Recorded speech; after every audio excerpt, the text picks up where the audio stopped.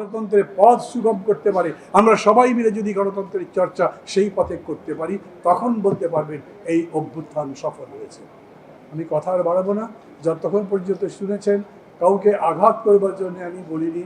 আমি হয়তো এরকম বলতে পারতাম, ফখরুল ভাই 200 আসরেই নমিনেশন দেন, আর দেওয়ার দরকার নেই।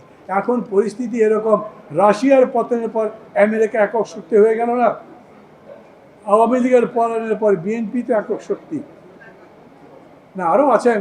আমি মাঝে মাঝে দু একজনকে বলতে শুনি, যা বড় দল যে করেন, বড় দল সত্যি কারা সেটা আগামী নির্বাচনে দেখা যাবে।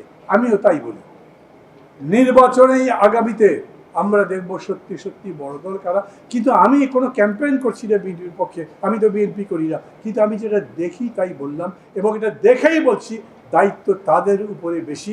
এই যে আরাধ্য কাজ যেটা রয়ে গেল এই জুলাই আন্দোলনের, এই আগস্ট আন্দোলনের, সেগুলোকে ঠিক জায়গার সামনের দিকে নিয়ে যাওয়ার জন্য তাদের উপরেই, মানে রাজনৈতিক নেতৃত্বের উপরেই দায়িত্ব পড়বে। ভালো থাকবেন সবাই, খোদা হাফিজ।